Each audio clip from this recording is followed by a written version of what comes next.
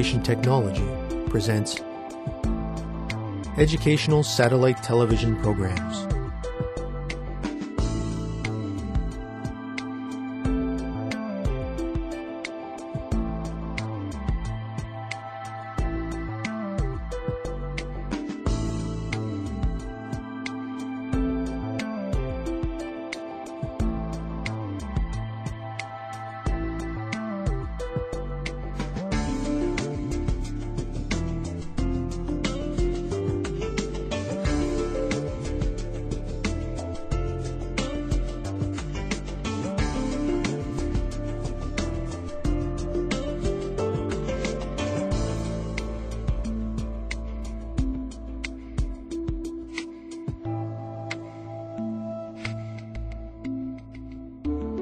Hello, teacher. Hello, students. Welcome to today's lesson on thermodynamics. Previously, we learned about the phases of matter and atomic mass. In this lesson, we will be expanding on the topic of temperature and phases of matter. Are you ready, everyone? Let us begin. Temperature is something we all experience. How is the weather, students? Warm, I imagine. It may even be hot enough that you are trying to find a way to cool off. Consider how this heat affects you and how you choose to manage it so you do not become overwhelmed. Perhaps you have a cold drink or an ice pack to put on your head to cool down. Think for a moment about how this works. An ice pack is cold to the touch, and we feel its effects immediately. However, as time goes on, not only will the ice pack be less effective in reducing our body heat, it will begin to melt. Eventually, the temperature of your body will match the temperature of the ice pack. We discussed in our last lesson that all heat energy is a factor of moving particles. This is directly related to the definition of temperature.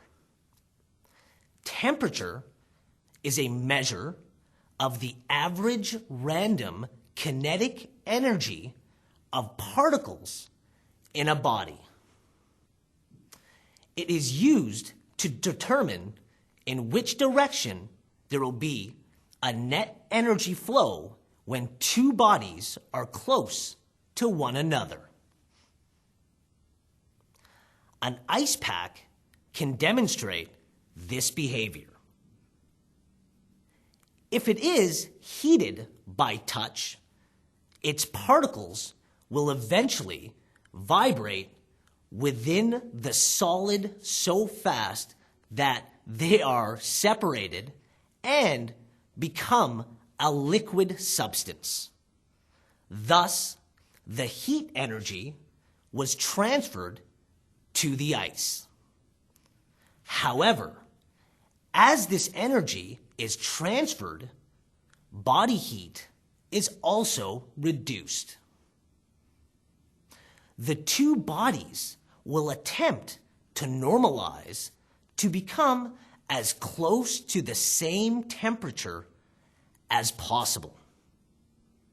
When there is no net transfer of energy between the hand and the ice pack, the two are in thermal equilibrium. Furthermore, for a third object to be in thermal equilibrium with the ice pack and the hand, the first two must have already balanced their respective heat energy.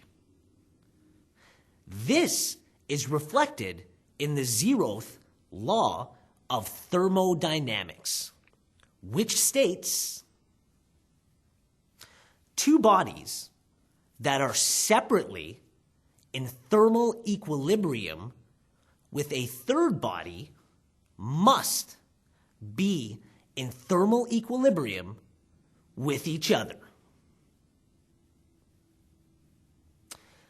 There are two factors that can affect a change of state: temperature and pressure. We can plot the effects of these two quantities using something called a phase diagram. Do you remember studying these, students? Mostly, these diagrams are used to show us the points at which a given substance melts into liquid and boils into gas, as well as the point at which they will condense into liquids and freeze into solids. Let us do an activity to see if you can remember some of the more important details. Are you ready? What is the triple point of a substance?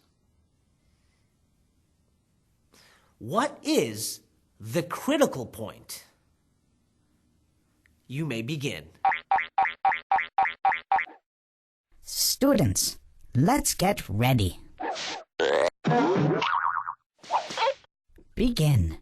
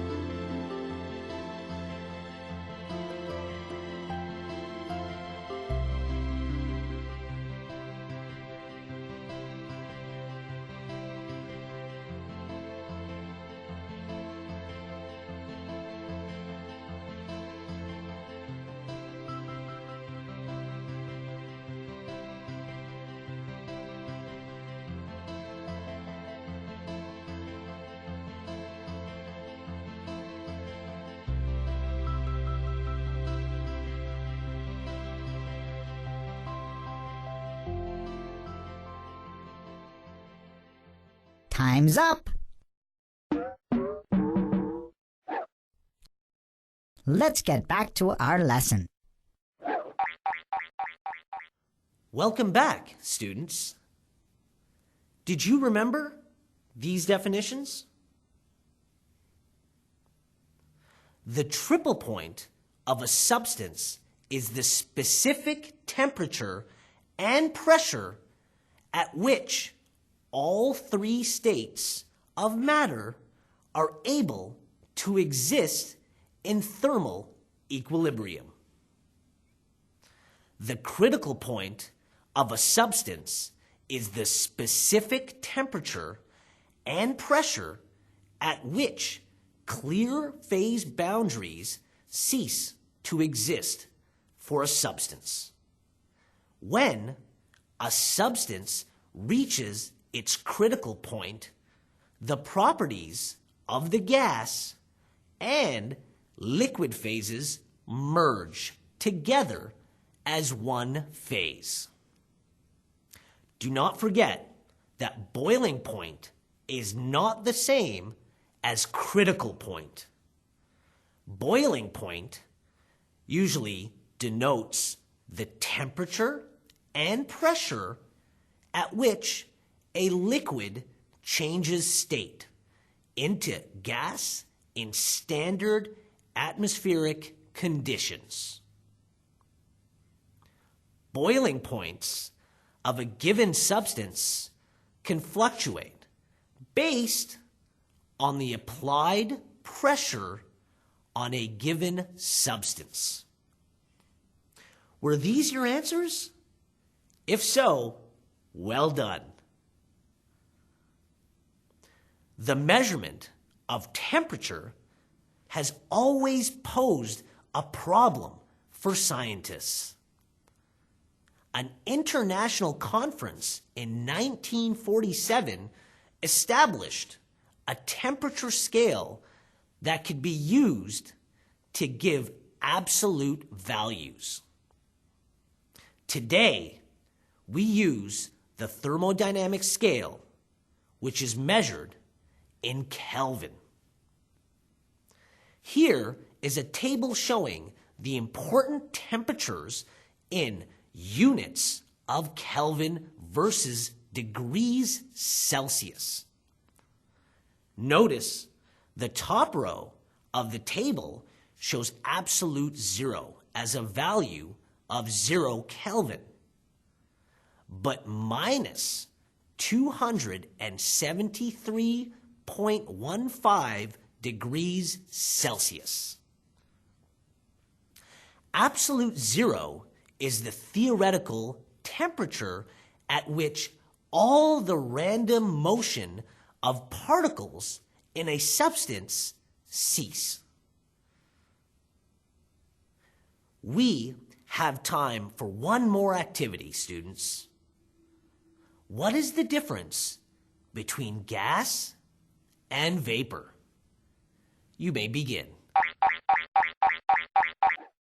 Students, let's get ready.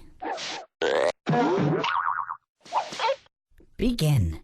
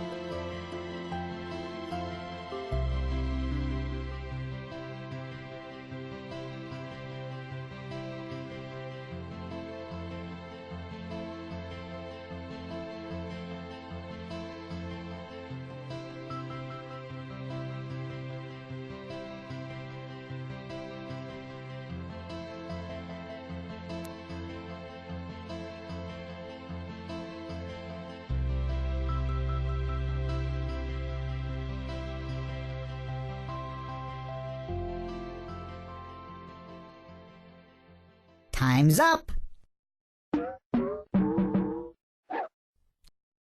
Let's get back to our lesson. Hello again, everyone. If you remembered your previous studies, this will likely have been an easy activity. The simple answer is that a vapor in its natural state is a solid or liquid at room temperature, whereas gas is in its natural state at room temperature. Steam, for instance, is a vapor because at room temperature, steam condenses into water. Nitrogen, on the other hand, is a gas because at room temperature, it exists in a gaseous state. Essentially, vapor is a substance that has already experienced a phase change. Vapors are also generally closer to condensation when compared to a gas at the same temperature. Furthermore, a gas is a substance above its critical temperature, but below its critical pressure. A vapor is simply a substance above its boiling point temperature. Were these your answers, students? Good job. That is all we have for today's lesson on thermodynamics. We have discussed the concepts of thermal equilibrium, absolute temperature, and changes of state. We also studied the properties of some substances in different states and examined a phase diagram denoting triple and critical points. Until next time, thank you, teacher. Thank you, students.